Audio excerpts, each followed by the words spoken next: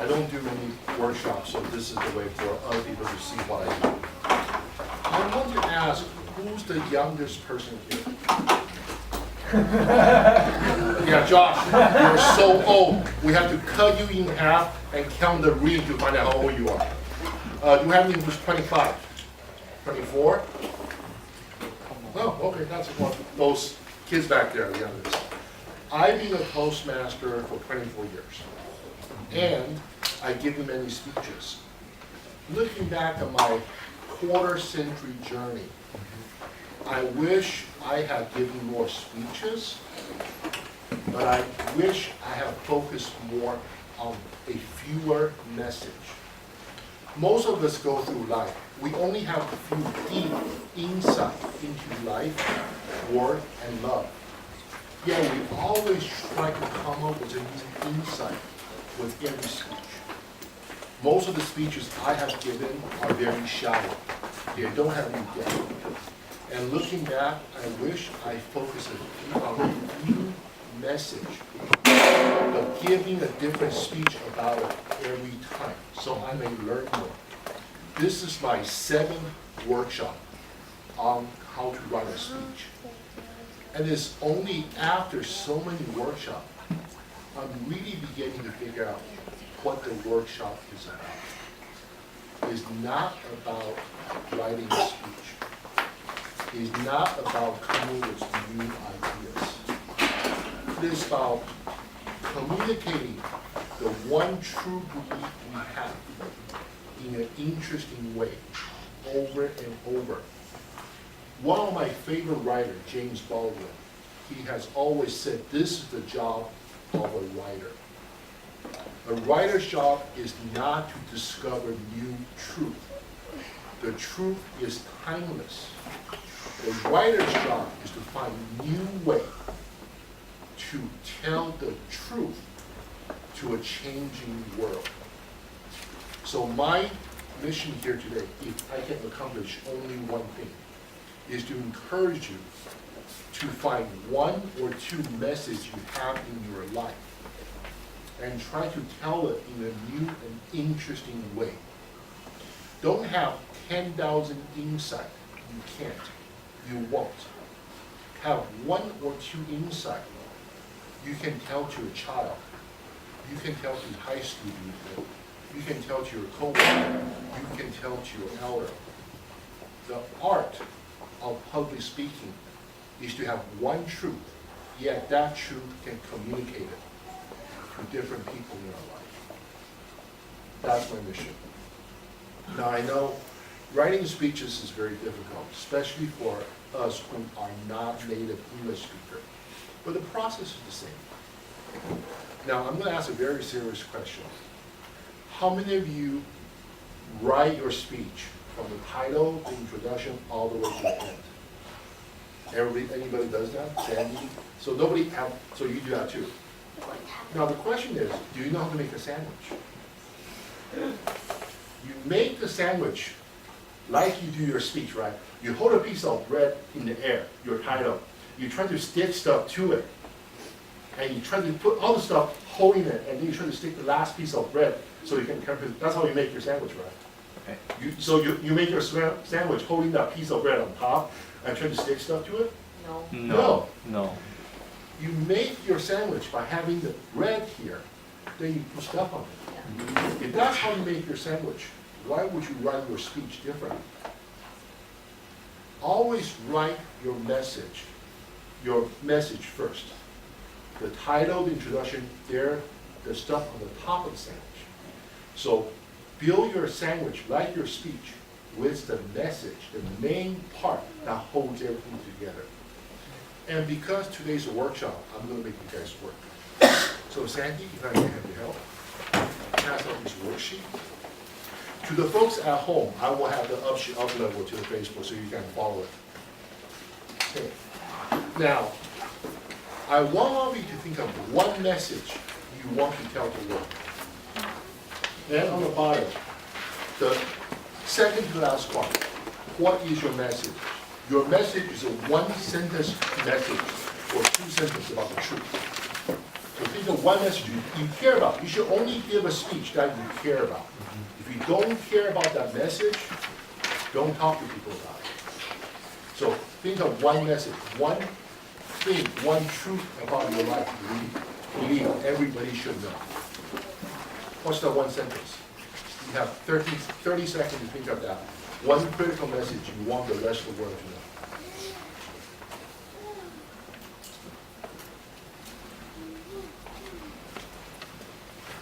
Just one message, it's a very simple truth. And I will be calling on people who's not writing right now. If you're not moving your pen, you'll be called on, I guarantee you. What's the one message that you care about? Because you shouldn't create a speech you don't care about, because you're just wasting your time. It's okay if the message is simple. It's okay if other people should talk about the message. The point is you see this message in your unique way. Okay. Kevin, Yeah. what is your message? I was thinking of the speech that I made a few years ago. My message is outside beauty is skin deep. True beauty comes from within.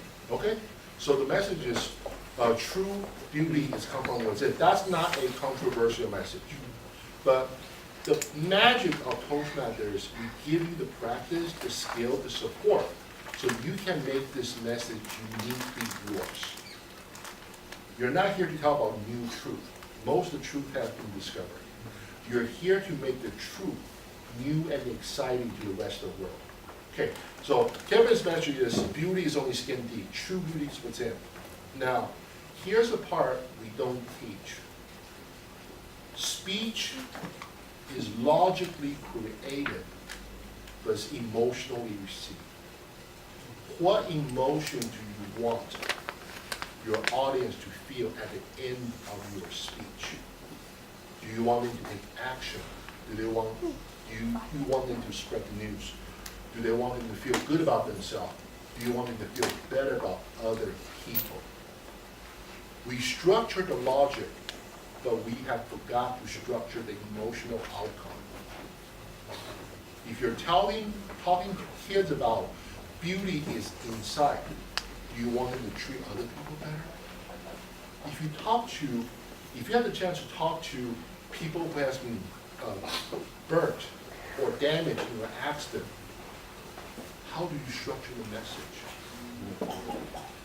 This is the difference between a bad speaker. A bad speaker say what he or she wants to say. It's an emotional outlet. A good speaker think about how they want this audience to feel different after the speech. A bad speaker say stuff to make him feel better. A good speaker speak to change people. That's the difference. So now you have your message. You're thinking about how you want the audience to feel at the end. This is the bottom. Because this is important. You can make the audience feel good. So in your sandwich, you add ketchup. You can make the audience feel bad so they can take action. So you add mustard. The message hasn't changed. Beauty is only skin deep. True beauty is inside. You can make this a motivational speech. People feel good. You can make people feel bad. It's the flavoring, it's the emotional outcome you're engineering. But the message hasn't changed. Okay, so we got to think about those two first. That's the bottom of the sandwich.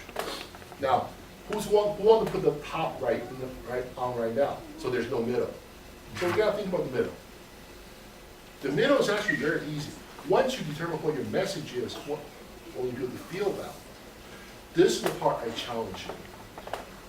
I want everybody to give more speeches, but stay on a few essential messages. Now, this will change with different audiences. If you talk to a high school student, group of high school students versus a professional, your message will change. If you're trying to sell vitamin supplement, your audience will change. This is where I want everybody to have a versatile set of top speeches anchored to a few key points.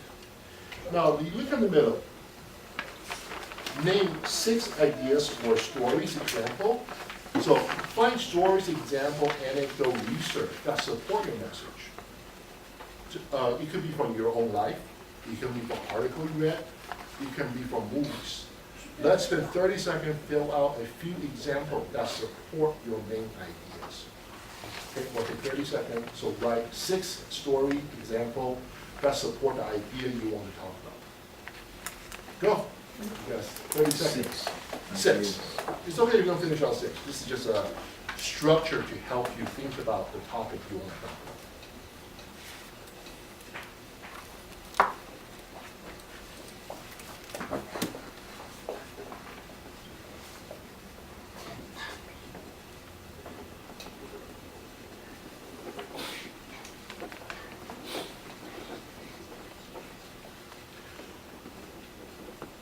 One of the stories I'm inspired is Winston Churchill, the Prime Minister of England. It was a specific legislation. He was called on to deliver an impromptu speech. So he only had the time when he stand up, and he gave a rousing 20-minute speech on this one topic. And the reporter was so impressed, said, "Prime Minister, that was such an amazing impromptu speech." And Winston Churchill, I believe he said, that impromptu speech took me 20 years to prepare. And it's on an issue he knew about and cared about. And this is the foundation. You have to know something well. You have to rehearse it. This is not just a speech you give to other people. This is the basis of your table topic. Table topic is about something you know intimately about and you have practice.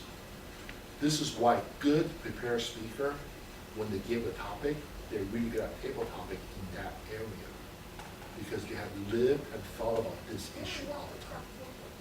Okay, I know Rebecca's doing a master in cinema, and I'd like to find out what Rebecca's message is.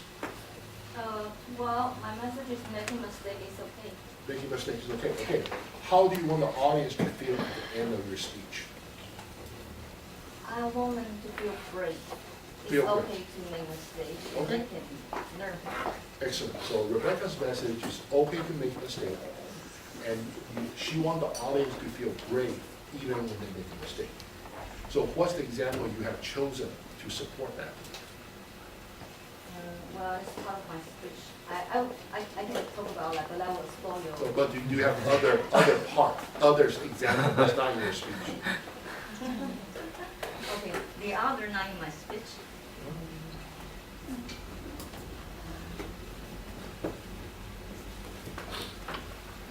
It's okay. Well, while some of you are written down. Okay. So, Iris, what's your message? Travel is really good.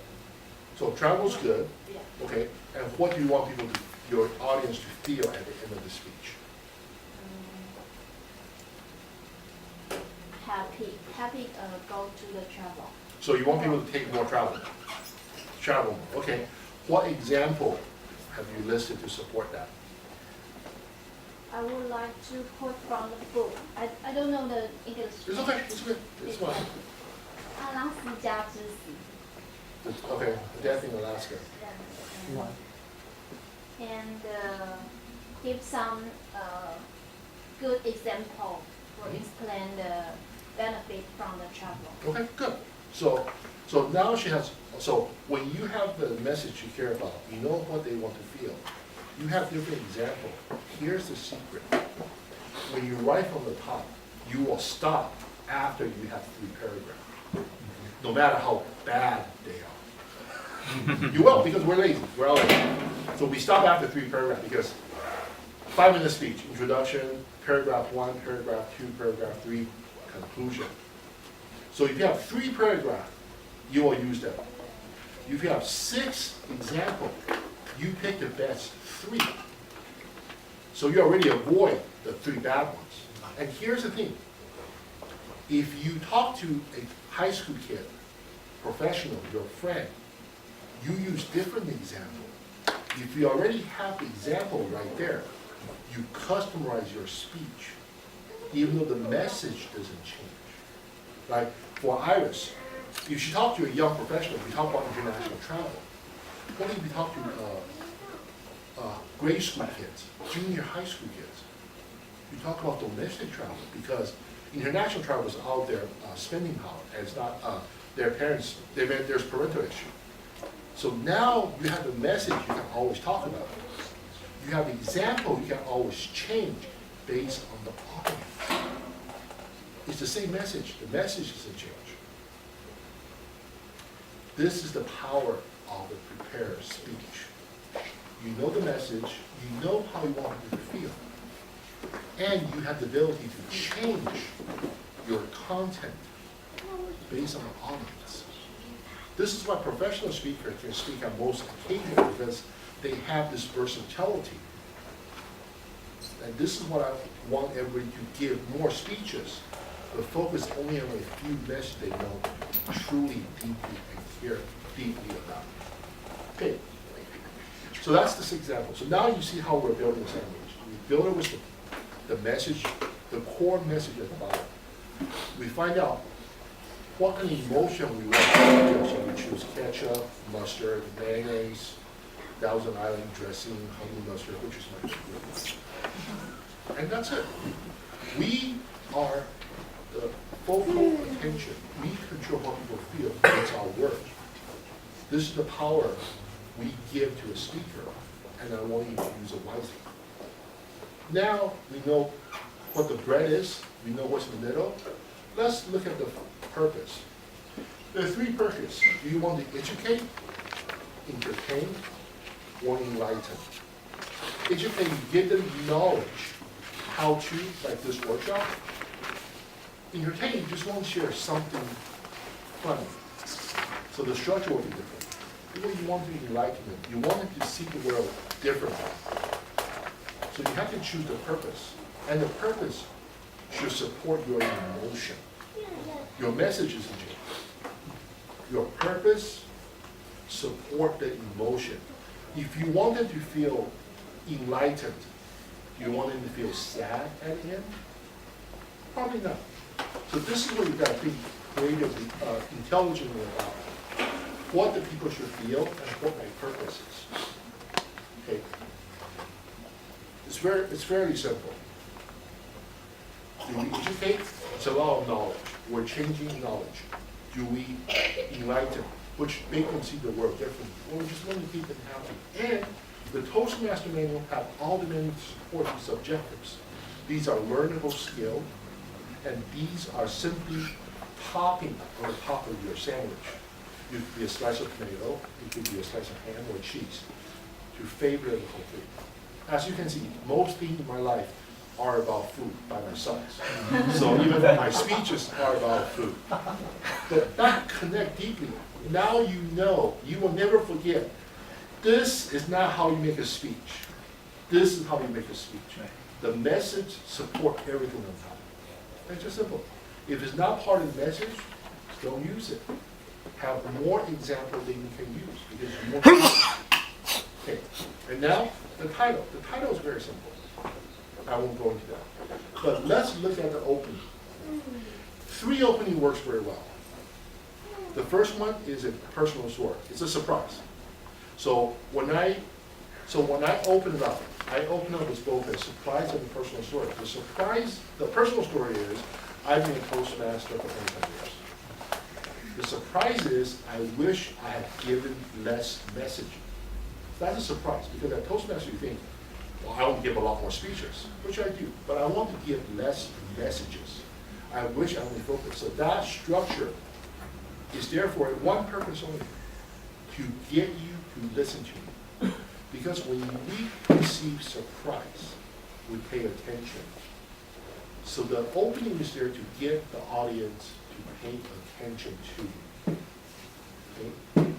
And then the prop is something you can bring something maybe somebody can borrow Albert's $2, that's an opening problem, because that gets attention too. So let's look at this, let's look this way. We have a sandwich, we have a message. We know what the audience, we want the audience to feel this way, so we choose what goes inside. Then we have multiple things we can choose from. Example, story, anecdote. And then we think about how are we going to get their attention. The attention should always be related, the way you get their attention should always be related to your story.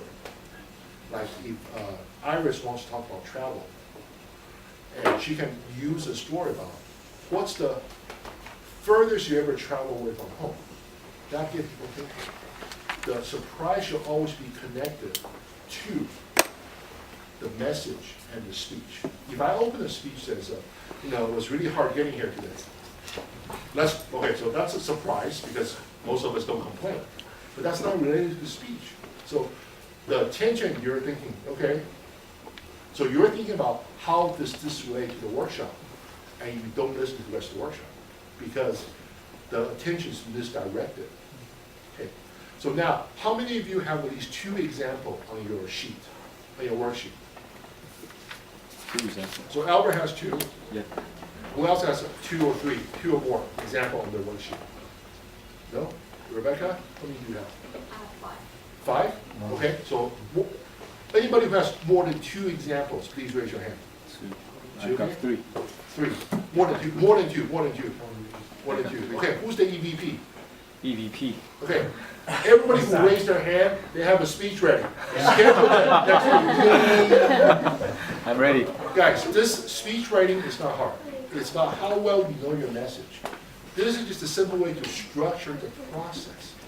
Any one of you can write a basic speech in 20 minutes. And with a little bit more time, you can have a finished speech in 30 minutes. I don't want you to write a speech every time. I have a core message you want to talk about consistently. So you can change the speech, you can develop your craft, not writing speeches.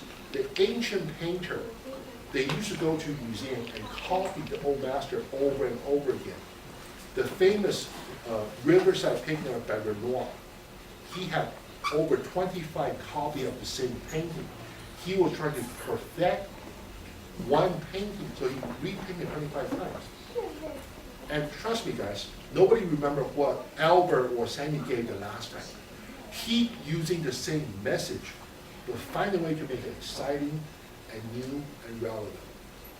We are Toastmasters. We give speeches, but we should give speeches that change the world, not only to talk about how we feel. And with the 2 speaker competing today, I just wish, no, I just want to give you one simple message. Mark Hunter, when he won the world champion, he gave the same speech for 3 years in a different club. He knows the speech. He's trying to perfect a craft. We're not here to be innovatively original every single